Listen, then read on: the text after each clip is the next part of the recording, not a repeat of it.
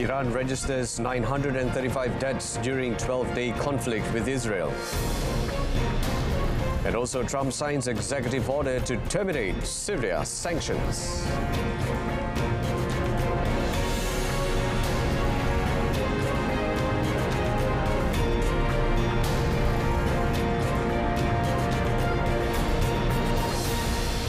Good afternoon and Salam Malaysia MADANI. I'm Brenda Paul.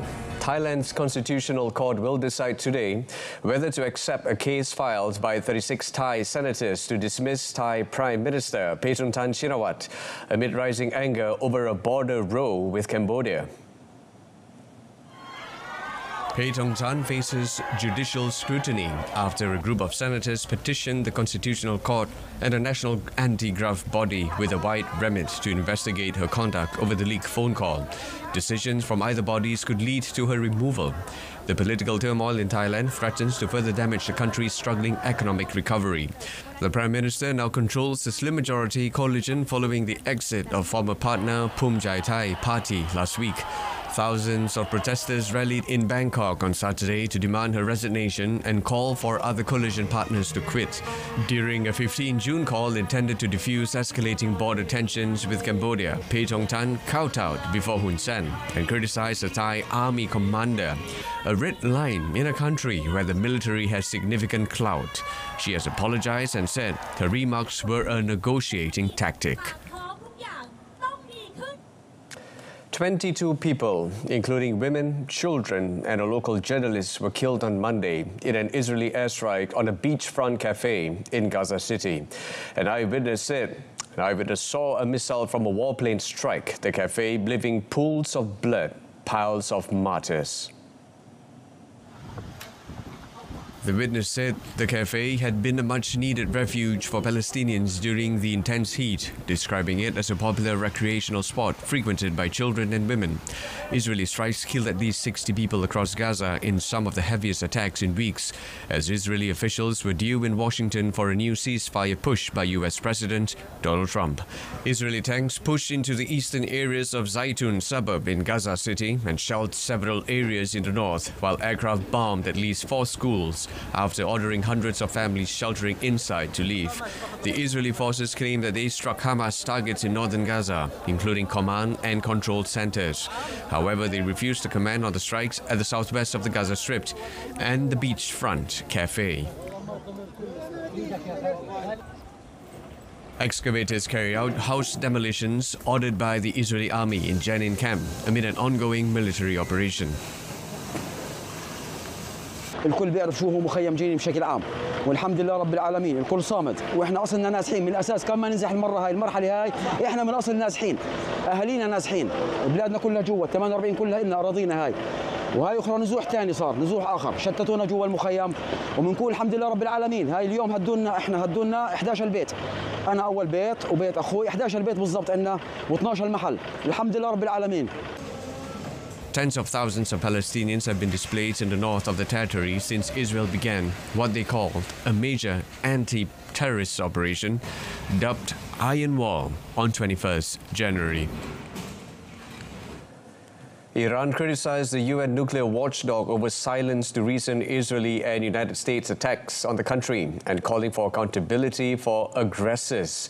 Foreign Ministry spokesperson Ismail Bagai said it is unreasonable to expect a nation to adhere to the Nuclear Non-Proliferation Treaty if the IAEA and its Director General, as the responsible authorities, stay silent and defend unlawful assaults on Iran's peaceful nuclear installations. آنچه که اتفاق افتاد یک عمل تجاوز بود با تمام مختصاتش طبق حقوق بین الملل و منشور سازمان ملل متحد و الان مطالبه اصلی ما از نهادهای بین المللی از سازمان ملل متحد این هست که متجاوز شناسایی بشه. متجاوز روشن هست. شورای امنیت سازمان ملل متحد باید رسما بر این امر صحه بگذاره و اقدامات لازم رو برای پاسخگو کردن رژیم صهیونیستی و آمریکا اتخاذ بکنه. He added the situation requires the agency and its chief to undertake a serious and fundamental revision of their approach regarding cooperation with Iran. The Security Council must confirm this and take necessary measures to hold Israel and the US accountable for their actions. A conflict between Israel and Iran erupted on 13 June when Israel launched airstrikes on Iranian military, nuclear and civilian sites, killing at least 606 people and injuring more than 5,000 people. Iran Health Ministry said at least 935 people were killed in Israeli attacks during a 12-day conflict. The fatalities included 132 women and 38 children. The Health Ministry had earlier put the death toll from the Israeli attacks at 606, plus 5,332 injured people. Israeli strikes on the Evin prison in the northwest of Tehran claimed 79 lives, including prisoners, staff, members and locals living nearby. Evin prison was rendered inoperable and the prisoners were evacuated. A conflict between Israel and Iran erupted on 13 June when Tel Aviv launched airstrikes on Iranian military, nuclear and civilian sites. The United States also bombed Iran's Fordo, Natanz and Isfahan nuclear facilities in an escalation of the conflict. The conflict came to a halt under a US-sponsored ceasefire that took effect on 24th June. United States President Donald Trump signed an executive order to terminate the U.S. sanctions program on Syria. Trump said that the United States is dedicated to providing support for Syria. And this is, again, an action that the president promised and shocked the world with in Saudi Arabia because he's committed to supporting a Syria that is stable, unified, and at peace with itself and its neighbors. The president met with Syria's new president when we were in the Middle East, as you know, and so this is another promise made and promise kept by this president to promote peace and stability in the region. In May, Trump announced he would lift sanctions on Syria as part of measures to help the country rebuild after a devastating civil war. He is committed to supporting a Syria that is stable, unified, and at peace with itself and its neighbors. Earlier, White House Press Secretary Caroline Leavitt said sanctions will remain on Assad's associates, human rights abusers, drug traffickers, people linked to chemical weapon activities, the Islamic State, and ISIS affiliates, and proxies for Iran. Increases in official development assistance should not be expected. Instead, innovative financing methods are essential. The UN Chief Antonio Guterres said this at the 4th International Conference on Financing for Development in Seville. A once-in-a-decade summit began as global leaders face mounting pressure to accelerate progress on poverty reduction, climate change, and sustainable development goals that are increasingly at risk of falling short. So it's time to seriously think about innovative forms of financing, to put a tax on carbon, to create levies in relation to several areas of activity, namely the impacts of maritime transportation in relation to climate change. While more than 50 world leaders were due to attend, a notable absentee was US President Donald Trump after the world's biggest economy pulled out of the event and refused to back a plan of action hammered out over the last year. As Europe is battled a heat wave, temperatures in the Andalusian capital climbed above 40 degrees Celsius. Greenpeace's head of politics, Rebecca Newsom, said the heat wave was evidence of a climate emergency caused by the fossil fuel industry and the super rich.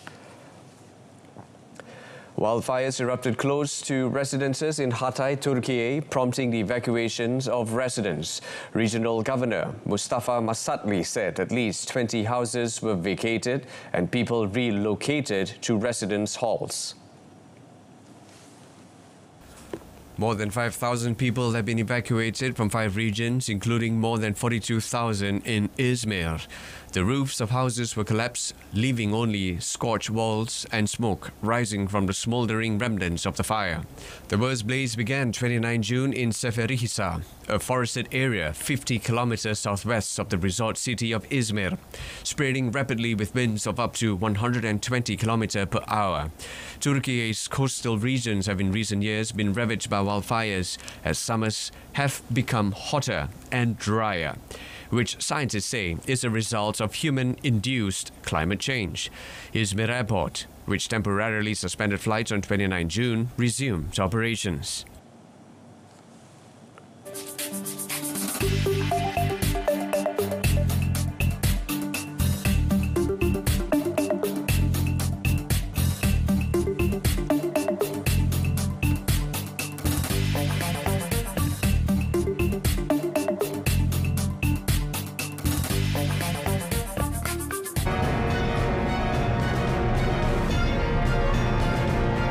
And up next, 20 bodies, some headless, found in Mexico. Stay with us.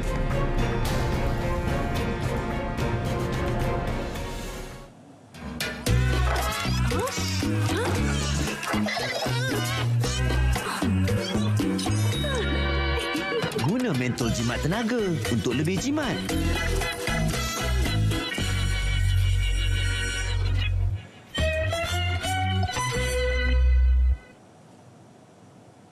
Welcome back. The bodies of 20 people, several of them decapitated, were found on a highway bridge in a part of Mexico where factions of the Sinaloa drug cartel are fighting each other. 4 headless corpses were by the roadside, while 16 bodies were discovered inside an abandoned vehicle and 5 human heads were found inside a bag at the scene. Local media reported that 4 decapitated bodies were left hanging from the bridge by their legs, a common tactic by criminal gangs, but there was no official confirmation. Violence has soared in the northwestern states since the capture of cartel co-founder Ismael El Mayo Zambada almost a year ago. The veteran drug trafficker claimed he was kidnapped in Mexico by a son of notorious drug lord Joaquin El Chapo Guzman.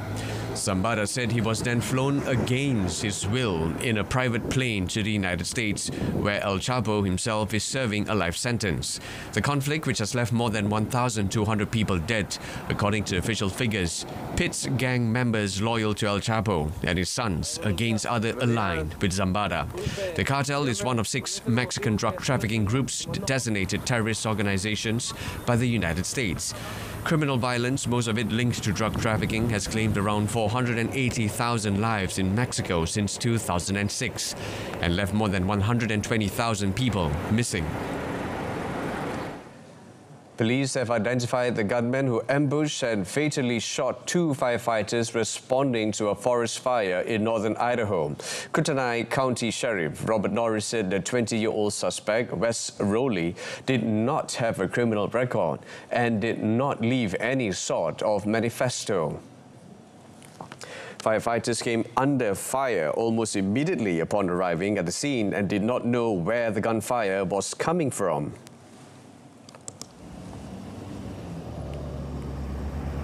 The crime scene is active. We still have the suspect's vehicle that is up down an embankment of the mountain. Deputies who responded on scene to protect life and engage the suspect thought it would be in their best interest to get rid of what they thought was Rowley's vehicle. So they had the frame of mind to push it over the side so he couldn't come around and get in that vehicle and flee. The suspect was found using cell phone location information and his body was removed by a SWAT team as the fire approached. Gun ownership is widespread in the US, where the Constitution protects the rights of Americans to keep and bear arms. According to the Centers for Disease Control and Prevention, deaths related to gun violence in the US are common. 17,927 people were murdered with a gun in 2023. A powerful explosion at an Indian chemical factory killed at least 12 people and injured several others on Monday, turning chunks of the building into rubble. Local media said a reactor explosion at the Sigachi Industries Private Limited caused the fire. Families of the workers at the factory were left scrambling for information about their loved ones as they moved between hospitals and the factory site. मैं machine चला रहा था, मेरा कोई shutter नहीं है, gate भी नहीं था, जैसा साउंड सडन का हुआ ना, मैं बाहर कूद के आ गया। आने बाद 4 लिफ्ट था, उसका सामने मेरा पेपर का बंडल था। पेपर का बंडल में धक्का होकर मैं नीचे गिर गया। उठ के देखा तो एकदम धुआं है, पूरा ब्लास्ट हो गया है। Telangana Chief Minister Revant Reddy said that the death of several people has caused great distress. Vivek Venkataswamy, the state's Labour Minister, said that those injured were being treated, including some who had been stuck under the debris. Venkataswamy said the cause of the explosion was being investigated. Industrial disasters are common in India, with experts blaming poor planning and lax enforcement of safety rules. A cryptocurrency investment fraud ring that investigators said laundered 460 million euros using a worldwide network of accomplices has been dismantled in Spain. According to European police body Europol, Spanish police led the operation against the criminal network and that law enforcement agencies from France, Estonia and the United States were also involved. 5 people were arrested as a result of the operation, with 3 arrested on the Canary Islands and 2 in Madrid. Europol, headquartered in The Hague, said the network alleged used associates around the world to raise funds through cash withdrawals, bank transfers and crypto transfers. Investigators suspect the organization of establishing a corporate and banking network based in Hong Kong, using payment gateways and user accounts in the names of different people and in different exchanges to receive, store and transfer criminal funds. Europol said the investigation would continue. A federal judge in New York ordered Argentina on Monday to sell its majority stake in oil firm YPF, the latest blow to Buenos Aires in a decade-long international legal saga. Argentine President Javier Milei, who is on a campaign to stabilize his country's struggling economy, promptly vowed to appeal. The case revolves around the 2012 renationalization of YPF from the control of Spanish giant Repsol. 2 minority shareholders, Patterson Energia and Eaton Park Capital, filed suit in 2015 seeking damages for allegedly not receiving proper compensation in the sale. U.S. District Judge Loretta Preska ruled in favor of the plaintiffs and in September 2023 ordered Argentina to pay over $16 billion to the firms to partially satisfy the outstanding sum.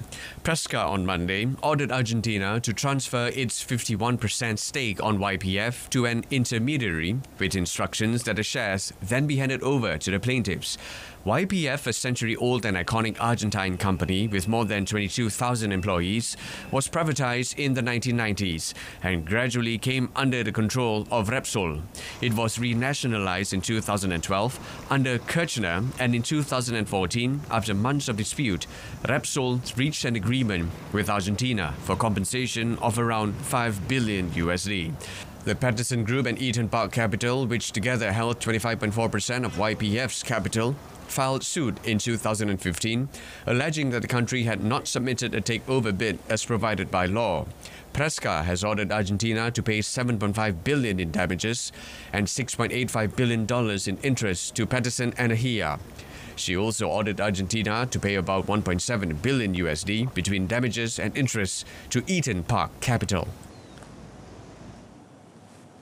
And in other news, Mount Fuji, the highest peak in Japan, will open for this year's summer climbing season in early July with new fees and restrictions. Now, starting this year, both Shizuoka and Yamanashi, the 2 central Japan prefectures home to the mountain, will collect 4,000 yen per person climbing beyond its 5th station. Restrictions will be tightened to prevent congestion on mountain trails and eradicate reckless overnight climbs. They include banning entry to the mountain beyond the 5th stations between 2 p.m. and 3 a.m. the following day. An official at a mountain hut operator voiced hopes that the new measures will help eliminate congestion for mountain goers and reduce litter. This year's climbing season will begin on Tuesday for the Yoshida Trail on the Yamanashi.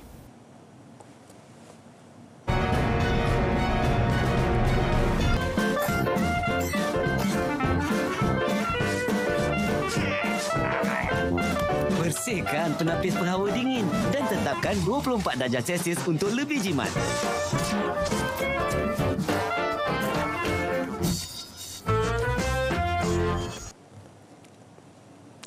Starting with football, Fluminense and Inter Milan packing from the Club World Cup on Monday with a 2-0 win in Charlotte that took the Brazilian side through to the quarter-finals.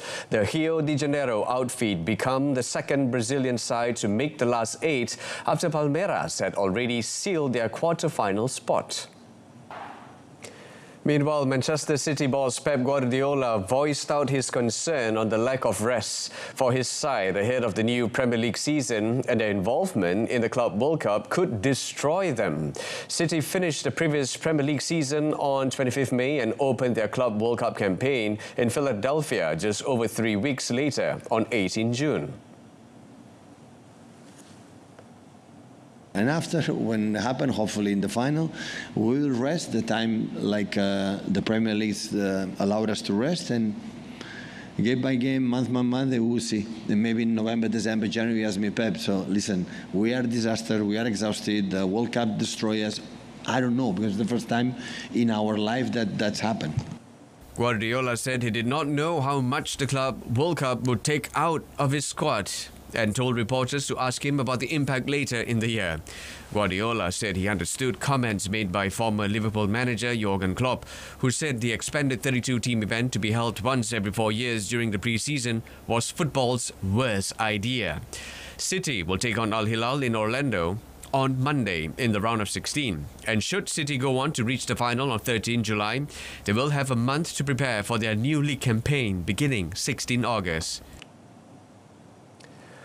In the world of tennis, defending champion Carlos Alcaraz survived a scare against dangerous Italian Fabio Fognini 7-5, 6-7, 7-5, 2-6, 6-1 and reached the second round of Wimbledon. Alcaraz is bidding to become only the 5th man since 1968 to win 3 consecutive Wimbledon titles.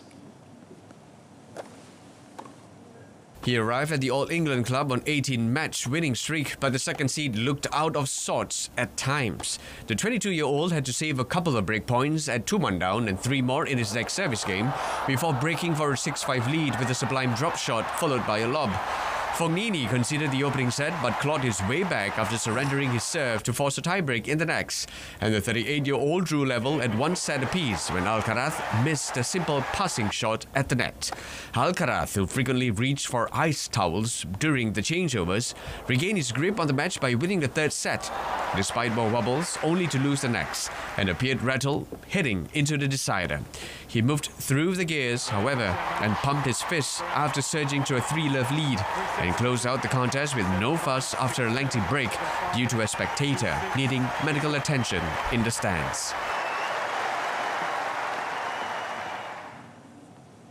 In women's draw, top seed Aryna Sabalenka overcame Canadian qualifier Carson Branstein on a sweltering court 1 to get her quest for her first Wimbledon title up and running with a 6-1, 7-5 win. With the thermometer soaring above 30 degrees Celsius, the Belarusian turned up the heat early to win the opening 5 games. Branstein, who juggles the time between the tennis courts and working as a model, earned loud applause when she got on the scoreboard, and although Sabalenka aced to the first set, the second was an intense duel of fierce baseline rallies. Sabalenka, seeded 1 at Wimbledon for the first time, usually overpowers her opponents with the sheer force of her game. But Branstein had firepower of her own. The Canadian powered down several big aces as she stayed ahead in the second set, but Sabalenka sensed a chance at 5-all. And broke serve by forcing her opponent to net a forehand. Sabalenka wrapped up the win with a solid hold. The 27-year-old Belarusian is a 3-time Grand Slam champion but suffered agonizing 3-set defeats in this year's Australian Open and French Open finals. The world number 1 has never been beyond the Wimbledon semi-finals and missed last year's tournament with a shoulder injury. In another match, Wimbledon 4th seed and 2024 runner-up Jasmine Paolini came from a set down to beat Latvia's Anastasia Sevastova 2-6, 6-3, 6-2 on Monday. The 5'4" pocket rocket looked a bit rusty in the early evening sunshine on court 2, surrendering an early break to her 35-year-old opponent. Sevastova making her first Wimbledon appearance since 2021 after maternity leave.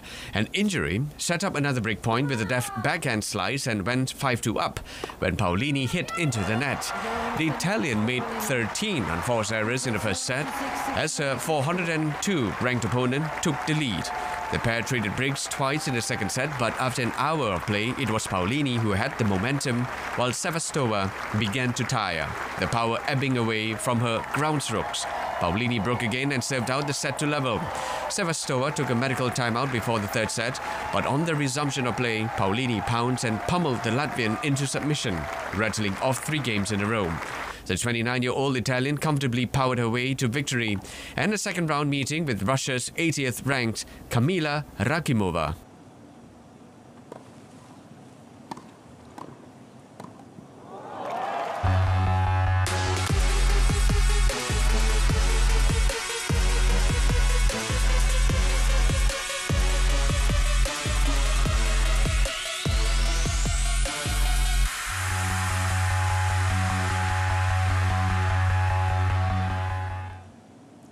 That's it from us this afternoon. A recap of our top story. Iran registers 935 deaths during 12-day conflict with Israel. Do join us again tonight at 8:30 p.m. on TV1 or Solar and Berita. For more, you can also stream us live on RTM Click's website and mobile application. Till then, I'm Brendan Lepol. Malaysia MADANI, Rakyat Disantuni. Thank you for tuning in. Take care.